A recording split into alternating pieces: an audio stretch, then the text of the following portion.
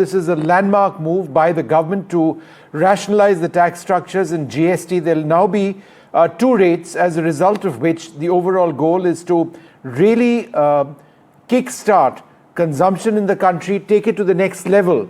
And so many items are going to be cheaper. Before I bring in my guests, what this essentially does is it encourages consumption at multiple levels. It helps the common citizen. It's going to be a driver for labor-intensive industries, farmers, agriculture, health. There'll be an exemption of GST, so no taxes at all on individual life insurance policies, whether life term, ULIP, or endowment policies and reinsurance. So as far as insurance is concerned, by and large, there is no GST tax element at all, right? So that's one part of it. But the primary sort of change in the structure itself is to move from a current 4-tier tax rate structure into a 2-rate structure. There's a rate of 18%, right? By and large. And then there is a merit rate of 5%. And then there is a demerit rate of 40% for tobacco and a few select luxury items. Therefore, there is a reduction of GST from 18% or 12% to 5% on a host of common items. So what are we talking about? Hair oil, toilet, soap bars, shampoos, toothbrushes, toothpastes, bicycles, tableware. That's come down from 18% or 12%, depending on where they were, to 5%. There's a reduction of GST from 5% to 0 on ultra-high temperature milk, prepackaged and labeled chena or paneer. All Indian breads will see nil rate. So there's no taxes on chapati or roti, paratha, parota, etc. A reduction of GST from 12 or 18%, as was the case earlier, to 5% on almost all of the food items such as packaged namkeens, bhujia, sauces, pasta, instant noodles, chocolates, coffees, preserved meat, etc. And aspirational items, reduction of GST from 28% to 18% on air conditioners, TVs 32 inches, right? All TVs are now at 18%. All TVs now at 18%, dishwashing machines, small cars, so that's gone down to 18%, and motorcycles equal to or less than 350 cc. So if a car is less than 1300 cc, as I understand it, then it's considered a small car. Let's go across to Shashank Shekhar Gupta, Chairperson of the National Taxation Committee of Indian Industries, and Nasser Salim as well. Mr. Salim, let me come to you first. So this is huge. Does this meet your expectation? Do you believe this is going to take the economy to the next level, perhaps positively impact GDP growth, but more important than that, benefit millions of citizens for the most basic items? Vishnu, overall the GST rate rationalization and restructuring effort will move towards a growth enhancing move because of the support it gives to consumption, demand, and the cost reduction to businesses by way of efficiency gains in the tax system. I think one of the clear things that as somebody in the industry that I'm kind of would want to kind of raise is on the government's intent to move towards a 2-rate GST and the demerit rate on select goods, coupled with streamlined input tax credit refunds, both on the most critical inverted duty and exports, which is clearly a move in the right direction and is required very much today, given where we are in terms of the Trump tariffs issue. I think the reduction of indirect taxes would also enhance affordability, Vishnu, boost consumption, and make essential and aspirational goods more accessible to more people, is what we feel. I think one of the very important points in the last few quarters we've seen, the earnings for corporate India have been very, very muted, Vishnu, and I think the intention behind this move, and if you see right from the budget announcement, coupled with the RBI rate cut, the 1 lakh crore, revenue let off from the budget perspective, from a lower taxation perspective, I was in your show during the budget, and now to this, rejig of GST to boost consumption will also push up corporate India in select sectors to get a better earnings guidance and improve corporate profitability as well. So, it's a consumption, employment generation, and somewhat a production cycle that should kickstart and also reflect well on the earnings, which will add and should add to impact on a positive side as far as the GDP is concerned, and certain sectors more favorably than the others. So that's broadly, the sense that we are getting at the moment. There is a lot over here for everyone.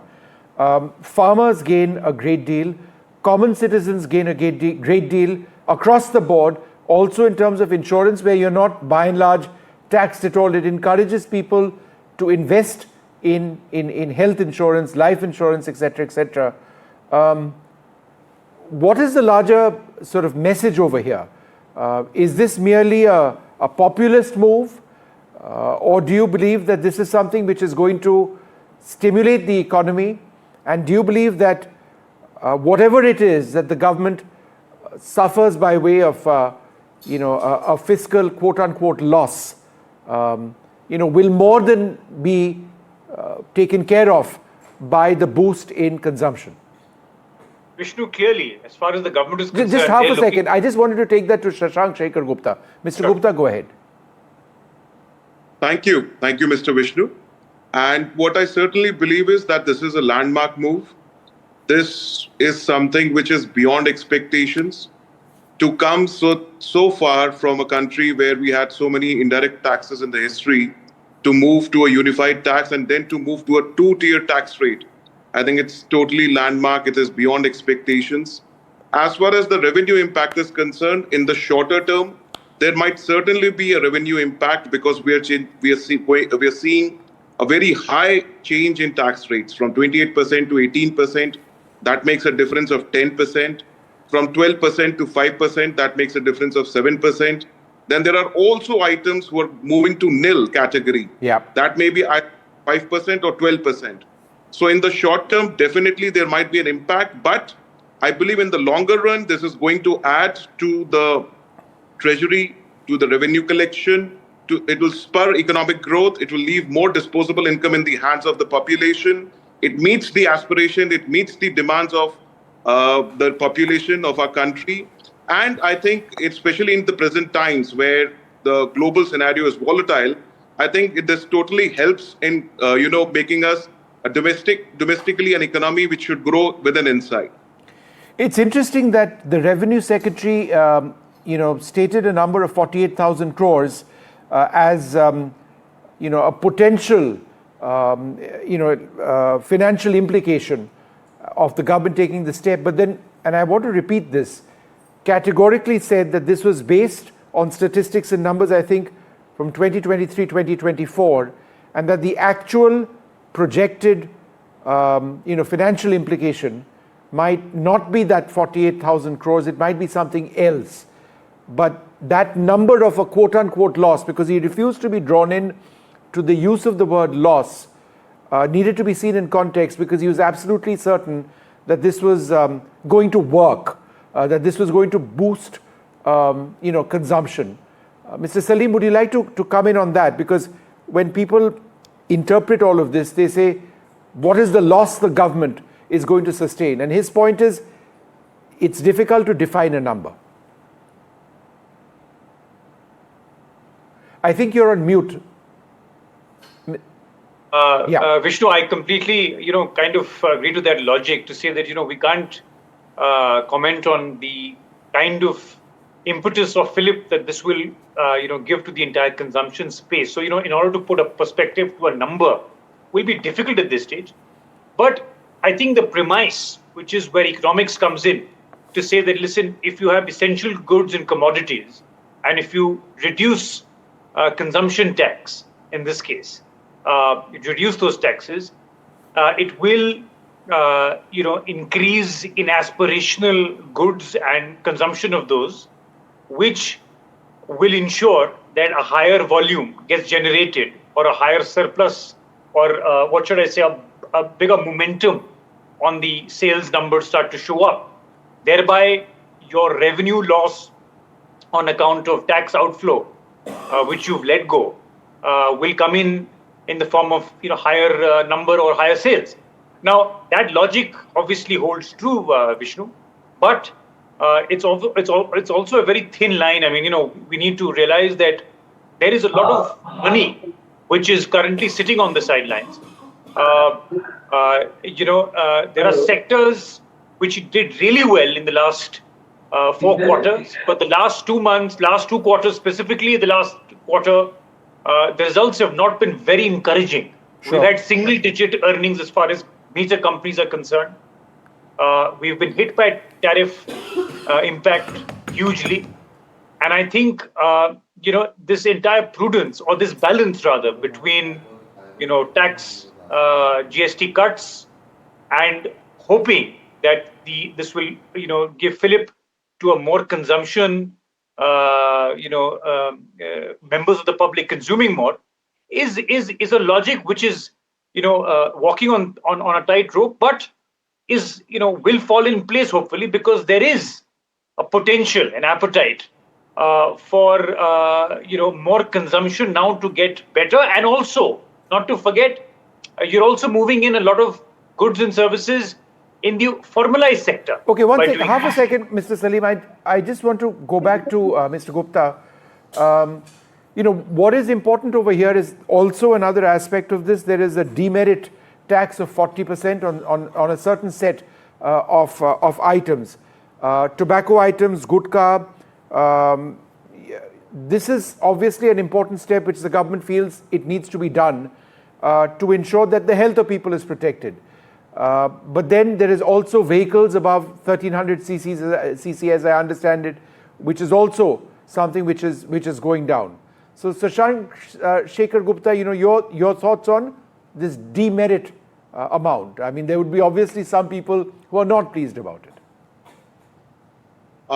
I'm sure, sir, there would certainly be people who would not be pleased about it.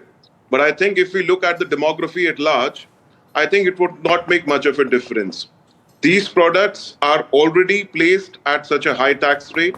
Historically, they have been prone to such high tax rates.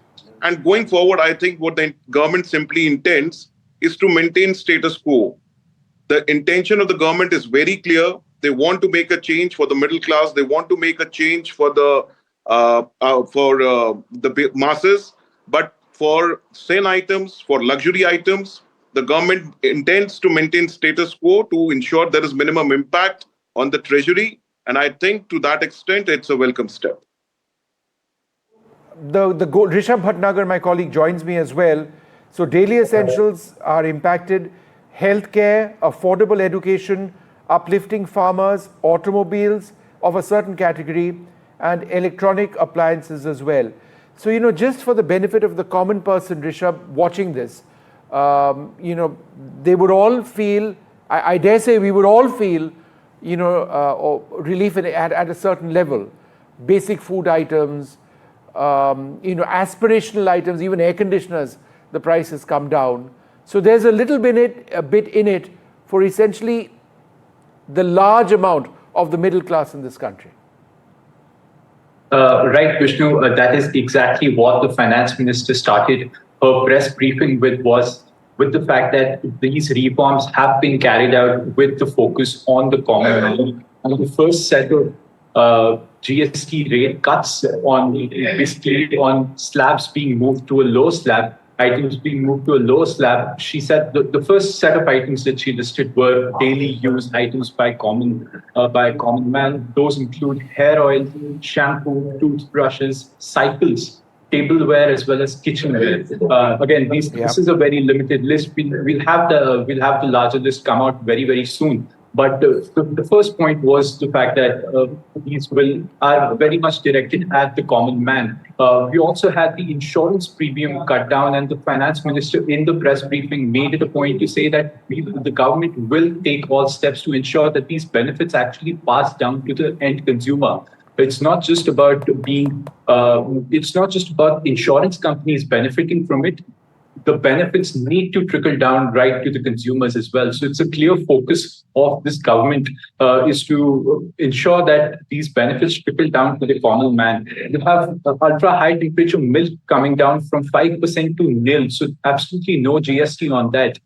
You have chena, paneer, all Indian breads, very crucially, rotis, parathas, naans, whatever you may have, all of them have now moved from 5% GST to nil GST. Another very interesting set of items that have moved from 18% to either 5% or nil are namkeens, pastas, bhujiyas, sauces, instant noodles, cornflakes, preserved meat. Again, these are slightly more aspirational, but a major step in terms of these common goods that you and I buy in supermarkets. Now, aspirational items have moved from 28% to 18%. All your ACs, all televisions, all dishwashers, and small cars. So you see, this is really a booster shot that this government wants to give to common man to help them level up in life, to help them move on to the next level of little luxuries. Like a small car, like a bike less than 350cc, all of them being taxed 10% lesser now.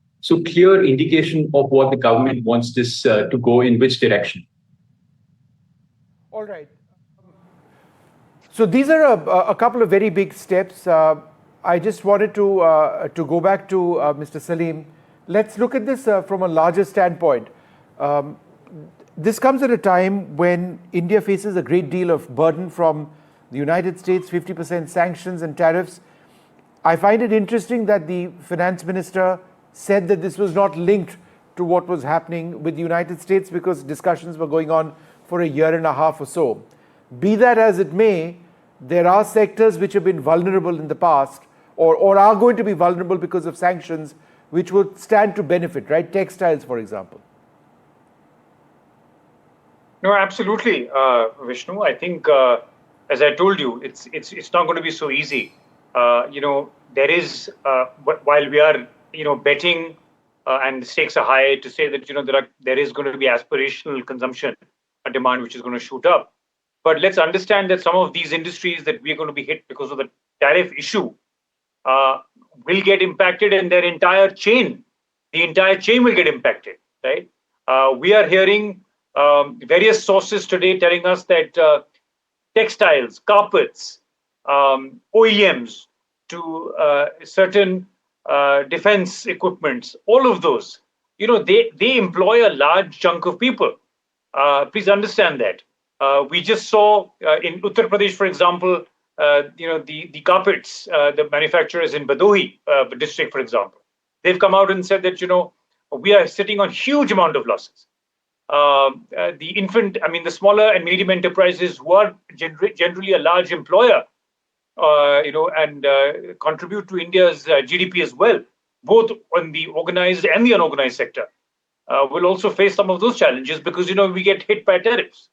But I think broadly, Vishnu, where we're coming in from is, look, the entire consumption space in itself is very large, right? It gets driven by FMCG, automobiles, there's consumer durables, there's retail, there's telecom, there's also financials, for example.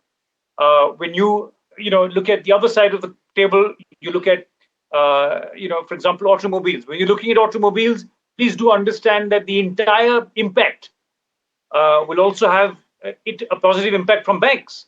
Banks end up also giving more money, lending more money out, and therefore that also has an impact positively on its balance sheet when consumption goes up, right?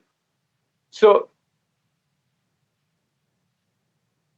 sorry, I can't hear you, Vishnu.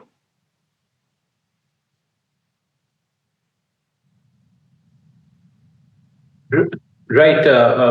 Another very important set of, I think, when we're talking about tariffs, and that is something that was actually addressed in the press conference. The FM said that GST reforms have nothing to do with tariff cuts. But the point is, and she also brought it up with the fact that from 12 to 5% also move labor-intensive sectors like marble, granite blocks, and intermediate leather goods. So even though there is no direct acknowledgement of a correlation between GST reforms and tariffs, there are labor-intensive sectors have been kept in mind. We also saw with the fact, and a very important part was also the textile bit. The finance minister very clearly said that the inverted duty structure with regards to textiles, that has been taken care of in terms of man-made yarn being taxed higher than the finished goods. That is not the case anymore. So that's what we're picking up in terms of the labor-intensive sectors also becoming a focus, despite there not being a direct correlation with the US tariff turmoil that India is currently going through. You know, I was talking, Rishabh, about the textile sector, and Mr. Gupta, you can come in on this as well. The textile, there's a big wow for Indian citizens with the new GST reforms. Here's a reaction: lower inflation, higher disposable income for consumers, more demand, improved cash flow. And to textiles specifically, there's the long-standing demand met of removal of inverted duty structures in MMF yarn and fabric, garments under 5%, the threshold increased to 2,500, garments above 2,500 rupees to get 5% more expensive. But by and large, the chairperson of the National Textiles Committee says that this is all very beneficial. This is a sector which was really going to be impacted, or already is impacted, because of the US sanctions. So there is some relief there, right? Absolutely, Mr. Vishnu. There is relief, and let me also tell you, we hear the term inverted duty structure. To put it briefly, this is a case where the tax on your purchase is higher as compared to the tax that you pay on your sales or on your output. Basically, what happens that it was resulting in accumulation of lot of taxes in the hands of the players within this sector. So as the FM also mentioned in her speech, all those sectors like textiles, automobiles, the areas where this inverted duty structure was a problem, they have been streamlined, and it is a welcome step through and through. It's an added benefit that the timing, we're also talking about the timing aspect. Let me also add another dimension to it. While US tariffs and the repercussions of that is one thing, let us also look at the point that the FM very specifically mentioned that the first day of Navratri is when all this becomes effective, and we have the festive season around the corner. And let me tell you, with all the tax rate reductions, this is going to see a huge bonanza for all the players who are seeing tax rate reductions. It may spur their purchases, it may drive consumption, certainly in the positive note. We've got a reaction of Anish Shah, the managing director of Mahindra, who says that we view these reforms as transformative. They simplify compliance, expand affordability, and energize consumption, enabling industry to invest with greater confidence. That is interesting because in the auto sector, it's cars which are 1200 cc and more, which actually go to the 40% taxation GST amount. Those which are 1200 cc and below are taxed lower. Nasser Salim, this is something which is aspirational and practical. Tell us how this impacts the auto sector. And also motorcycles, the taxes, as I understand it, go down for bikes under 350 cc. Well, Vishnu, clearly, as far as the automobile sector is concerned, they've gone through an entire cycle, I must tell you. Post-COVID in 22 and beyond, we saw a massive fillip in rise in automobile sales, to the extent that the average inventory in India at the dealerships came down to as low as 7 to 10 days. And we saw a pile up of inventory going up to almost 60 to 70 days in the last few months. So look, it's a cycle. I think the automobile sector went through its own cycle, had a great run between 22 and 24. We've seen it struggling a bit for the last few quarters. I think the most important point here is that there are two great markets as far as the automobile sector is concerned. One, that there is the super luxury segment which continues to do really well. Vishnu, I must tell you this. When you look at data and sales, we will be sweetly surprised that all luxury cars today still command a waiting period and a premium. Yeah. If you want a luxury car off the shelf, you'll have to wait. I don't want to take the names, but they're actually, very much in the waiting line. And there's a waiting period on that. Then there is also the entry segments, such as, the between the 800 to 1000 cc engine capacity motors, where we see a lot of aspirational demand coming in, and especially with this entire 12 lakh income tax relief which was given in the budget, followed by rate cuts by the RBI, which also means that you borrow and you pay lesser EMI, and you end up saying that, look, this also comes in at a time to say that, look, the RBI has done its job. There is the budget, that is the central government has done its job in terms of giving you incentives in tax relief. And now guess what? Even GST is coming in to give you that push and fillip. Now, obviously, all of this bodes in very positively to the automobile sector, and especially in the 800 to the 1200 cc engine, because that's where a lot of people want to get in. There is an aspirational India, tier 2 and tier 3 cities, whether it's in terms of financialization of savings or whether it's aspirational consumption of goods and services, whether it's the white goods, consumer durables, automobiles, all of this. And I think specifically to your question, automobiles will have a positive impact. Just give me half a second. We'll get more details on this. Rishabh, this was a question which was asked to which there wasn't any immediate answer. It is important because there's obviously a huge inventory of cars in showrooms right now, in dealerships right now. 22nd is when all of this starts kicking in. But what happens to vehicles already in inventory? Do they get sold at the new rate or the existing rates? Right, Vishnu, like you pointed out, this was asked by one of the reporter colleagues, and the Revenue Secretary did not provide with an immediate answer. He said that all transition as well as implementation related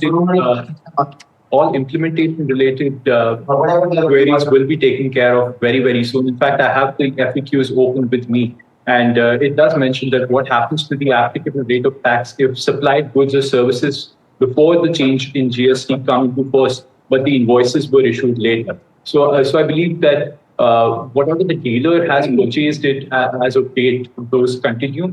And if a new buyer wants to go and buy post September 22nd, they will have the new tax rates in force. So that is the understanding that I am deriving from the FAQs that have been issued. This does require a little more of a deep dive, but that is what it is primarily.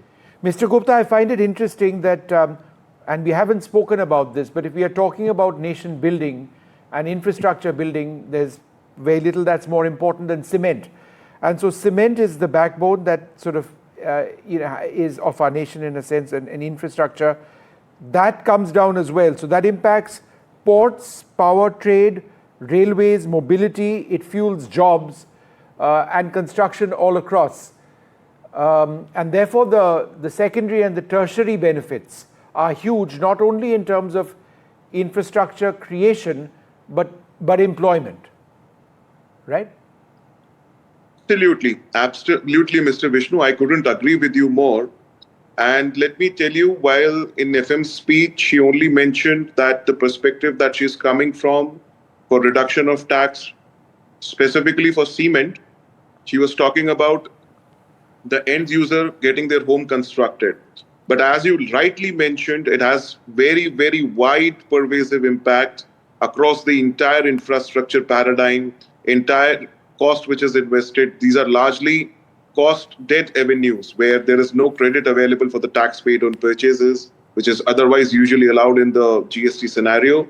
So yes, the effect it is going to have, the ripple effects are going to be very, very positive and very, very relevant for the industry. All right, well, we're going to take a short break at this stage. I'd ask all my guests to be with us.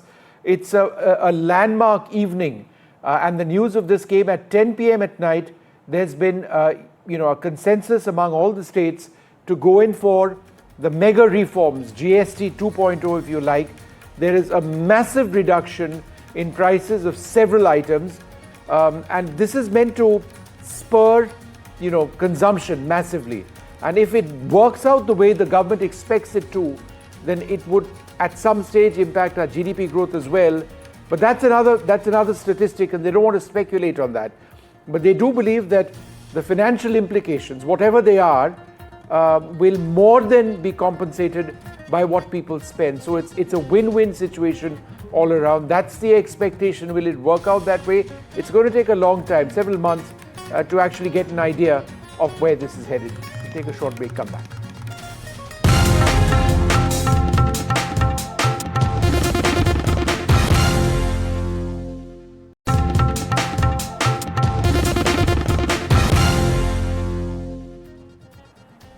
Welcome back. This is absolutely a landmark evening where news has come in of the massive GST 2.0 developments. There has been a rationalization of GST taxes. There used to be 4 taxes. It's 2 taxes at this stage. And it essentially means that items across the board are getting cheaper now. There is also a 40% super tax, call it what you like. That's for a limited number of items, including tobacco, gudka, pan, that sort of thing. But by and large, there's been consensus among states, in fact, perhaps complete consensus by and large, to ensure that this goes through. It happens on the 22nd of September onwards. The Prime Minister says this is going to have a huge impact on the India transformation story, and he's congratulated the entire team, the Finance Minister, for actually doing this. It's about reimagining the economy and taking bold actions. That's another way in which it's been described by others. There has been welcome messages from industry, messages congratulating the government for going ahead and doing this, along with the states, because remember, it's the GST Council, it's that partnership, which is the way it works. But across sectors, it's going to have a huge impact. Health insurance, that's something where that impacts millions of people, not enough in our country. Invest in insurance, health insurance, term insurance, even floating plans. That's going to actually go down to 0. But in terms of the slabs themselves, the slabs have changed from 4 slabs to just 2 slabs at this juncture. And that, in fact, is the big takeaway in terms of what it was and what it's now going to be. I'm going to go through the slabs as well in a moment, so that you know what it actually is. So, the rationalization of the current 4-tier tax structure into a citizen-friendly, simple tax, a rate structure with a standard rate. All right. So there's a standard rate of 18%. There's a merit rate of 5%. So essentially 2 slabs, and only certain items go into a demerit rate of 40%. So luxury goods like luxury cars, yachts, aircraft which are bought for personal use, that goes into into 40%. But there's a reduction of GST from 18% or 12%, depending on what it was earlier, to 5% on a host of common items: hair oil, toilet soap bars, shampoos, toothbrushes, toothpaste, bicycles, tableware. A reduction of GST from 5% to 0, and this is huge, on ultra high temperature milk, prepackaged and labeled chena or paneer, all Indian breads. Now, this is absolutely huge when it comes to, not just the middle class, but all classes. If the cost of basic food items it has gone down. I mean, some of the most basic items will now not be taxed in the GST structure at all. Other items, food items, will go down from 12% or 18% as it was to 5%. That includes instant noodles, bhujia, sauces, pasta, chocolates, coffee, preserved meat, cornflakes, butter, ghee. All of that goes down. There's a reduction from 28% to 18% on air conditioners, which is aspirational. That's how the finance minister described it. Televisions, 32 inches, all TVs will now be at 18%. So all TVs, right, big or small, would be 18%. I'm not sure if that includes super-sized screens, but TVs at 32 inches would be at 18%, and smaller TVs would as well. Let's go across to Shashank Shekhar Gupta. Mr. Gupta, we've gone through all of this. Let's talk about agriculture, because that's huge. The GST reduction has has gone down from 12% to 5% on items such as tractors, agricultural, horticultural or forestry machinery, fodder balers, grass, composting machines. This helps farmers across the country. It's a win-win in a sense, right? Their costs go down dramatically. Absolutely. And if we look at it, these are all capital goods like tractors. The cost is high, especially for a farmer, and the tax rate difference of 7% substantially reduces the cost, which will eventually percolate to reduced food cost, eventually percolate to reduced inflation in a sense. I may not be the best man to say that, but my understanding is that all in all, it's a win-win, and all in all, it is a welcome measure. All right, let me just go back to Nasser Salim. Health, a reduction of GST from 18 to 5% on medical apparatus such as medical, surgical, dental or veterinary usage or for physical or chemical analysis. Then that to continue this further from 12% to 5% on everything from bandages, diagnostic kits, blood glucose monitoring systems. You know, again, it's basic items which have gone down. Would you want to talk a little bit about the health sector?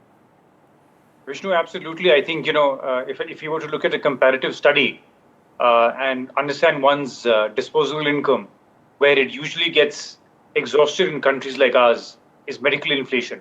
I think medical inflation is something which is never spoken about, or the least spoken about. I think some of this, has to get passed on to consumers and will get passed on. That is what we are hoping, and therefore will ensure that the affordability in terms of all the apparatus that they've mentioned right now, the entire medical devices, the medical equipments, all of those. The two sectors which will tend to benefit here is diagnostics, Vishnu, and of course healthcare. I think both of these, are a sizable chunk of one's savings Sure. in economies like ours and in emerging economies globally, and therefore I think it bodes well. Obviously, the execution is something which needs to be seen, and how effectively the costs can be passed on to consumers. All right. Well, I'd like to thank you both very much for staying with us and telling our viewers about so much. There's something which has just struck my eye now: a reduction of GST from 18% to just 5% on hotels, right? On hotel accommodation, 12% to 5% for services having a value less than or equal to 7,500 per unit per day. So if there's a hotel room for 7,500 rupees per day, then the GST component goes down from 12 to 5%. That's absolutely huge. It would encourage the entire industry. It would encourage people to travel. There would be several knock-on benefits over there. We'll keep talking about this after this short break.